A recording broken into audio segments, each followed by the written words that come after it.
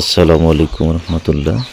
সকালবেলা ডোমার রেলওয়ে স্টেশনে নামার পর বাড়ি ফিরতে হবে।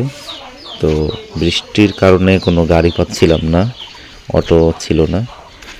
এজন্য সকালের প্রকৃতি দেখতে দেখতেই পায়ের উপর নির্ভর করেই আগাচ্ছিলাম আর সৌন্দর্য উপভোগ করছি।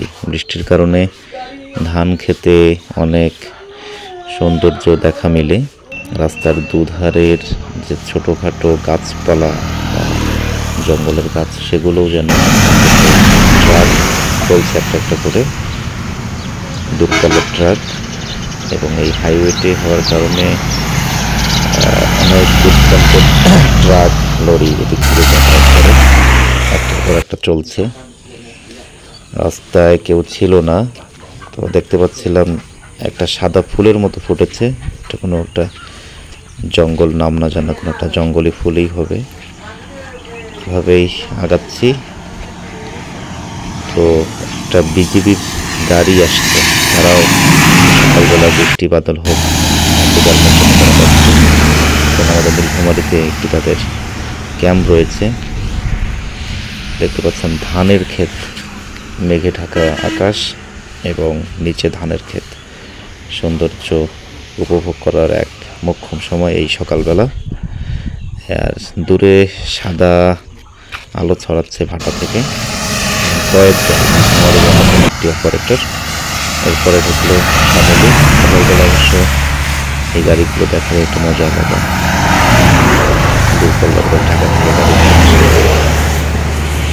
তো চলছি। এই যে শালকুপে আমাদের ডোমারের নদীর নামের এ নাম। সবচেয়ে সুন্দর দৃশ্য হতো এটি, একটা পাখি উড়ে যাচ্ছে।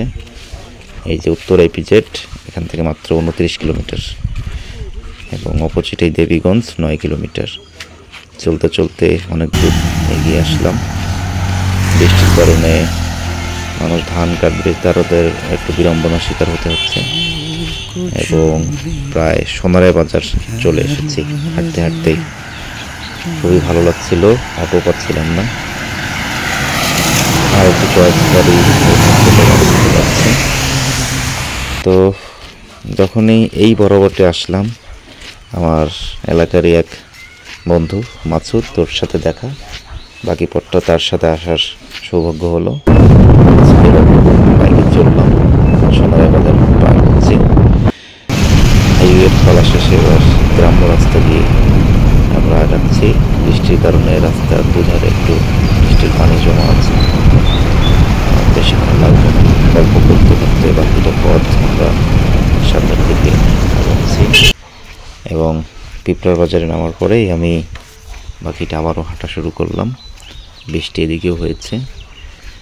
তো বড় ময়দান পার হওয়ার পরে যে নতুন নির্মাণাধ পাকা রাস্তা, বালু ফেলা হয়েছে, এখানে আসলাম। সর্বশেষ মাদ্রাসার ছাত্রদের সাথে দেখা হলো, এরপরে বাড়ি ফিরবো। ধন্যবাদ।